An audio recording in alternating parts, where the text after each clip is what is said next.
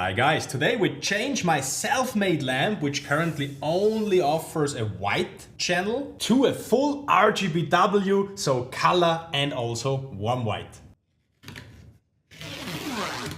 Here you see I soldered it on, but I'm just addicted to color light. So let's change it. I made this lamp about a year ago. It's 3 oak pieces glued together. The one in the middle I planed down until I got the thickness of the aluminum profile so it perfectly fits inside. For the end I just screwed an aluminum piece on it, sanded it so it looks like this. Nevertheless, you can see a mistake from the Richard of the past that I did not calculate the length of the profile and where you can cut it. So I have this nice little gap at the end which is not lighted up. I'm afraid this might be exactly the same with the RGBW LED strip. Let's check.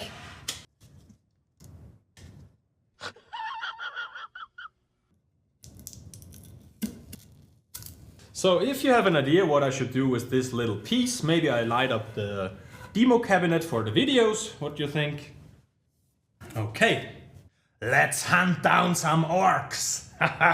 Why didn't I put a color LED strip in there in the first place? Simply because I did not find a proper cable without any text on it having a 5-core wire. But now I did, and I linked them in the description below. For the LED strip, I'm using again a COB strip RGBW, and that's something super special. Let's have a close look.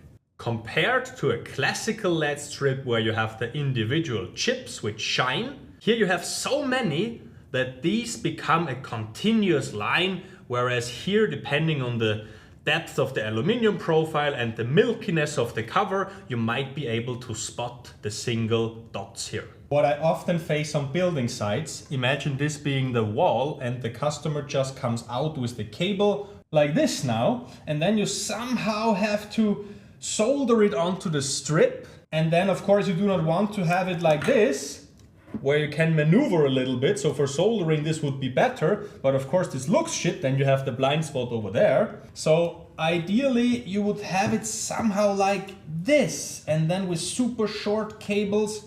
So what I tell the customers or other local electricians who work together with me, it would be ideal, if possible, to have somewhere near an electrical box where you have access to, where you then go with the maybe even thicker cable because of the voltage drop and the consumption of the LED strip. Maybe it's multiple ones. And then from this box, we connect thinner cables, which are easier to solder. And then if it's possible to move them, to pull on them from this nearby box, then we can solder it together like this, having some nice long cable coming out, solder it, and then gently pulling back until we can glue it in there and have it nicely soldered in the very beginning of the profile. And you know what comes next? Soldering under the microscope, let's go! Soldering stuff. As always, I put some nice linky links in the description below. This supports me and the channel for more nice upcoming videos. There is many viewers out there, but my viewers are great. They are great guys. Yeah, they're great guys. Now I'll show you the most common mistake when soldering and how to fix it with some flux. Let's see. So the iron is hot. When we put some tin on it, it melts nicely. And now let's see what happens if we try to get the tin onto this. It worked okay-ish on this one because there was still flux inside of the tin on my tip. But if you wait too long, you see it's maybe you see it smoke in here. That's the flux. And after a while, it no longer wants to go on there. So the moment I put some flux on it, here, yes, more helps more. And if I now, I link the best freaking flux down below. Let's see here as well. Again, it's already gone. You see, sucks. Of course, you could say I have flux in the tin. Then you can put the tin on it onto the copper. So you heat up the copper with the bubble on the tip. and then you use the flux, which is inside of the wire or of the soldering wire. There is ones without flux inside, so take care on that. Link you one down below. So this is also an option. So we heat it up with the big dot, and then let's try again. You see how it's like nice.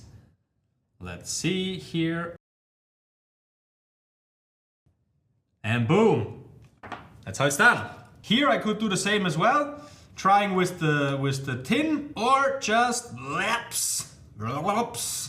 Get the tin onto the tip here, and then just boom, heat it up, melt it down, and then if it's too much like this, no problem, you can push forward and it only sticks here if it's hot enough. And you see how nicely it forms. It looked shit in the beginning, but you can simply push forward to you.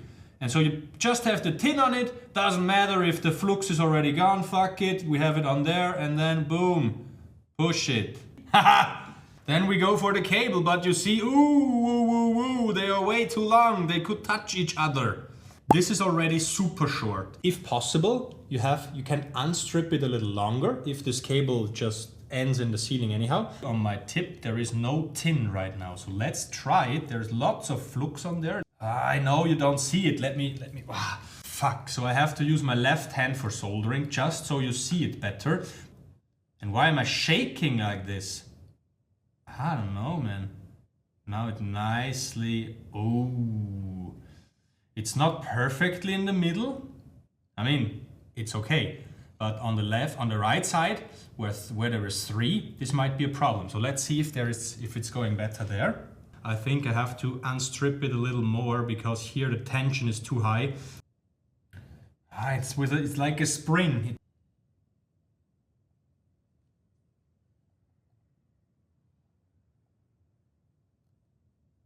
I think that's one of the tougher ones to solder, honestly. If I have to look like this and do it and then with the wrong hand so you see it, let me try it without you.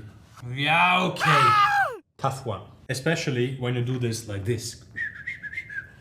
That's why I better have it on a desk and then pulling the cable back to this one installation box. Another super dangerous thing to consider is if you glue it on an aluminium profile and the wires, depending on how nicely they are on there, the wires might touch the aluminium. And if 2 of them touch it, then you have a short circuit through the aluminium. That's the reason why on the high quality tapes, you often find this tape around it, shrinking tape. So you see this connection is not exposed here.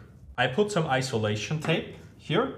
So let's try to have the same blind gap on both sides. So at least it seems like I thought about it.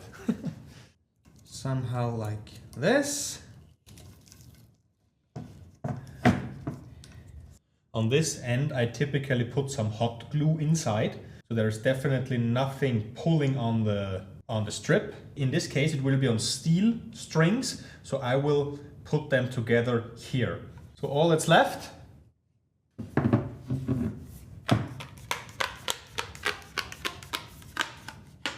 I will film a few parts with my phone and then you will see the finished result.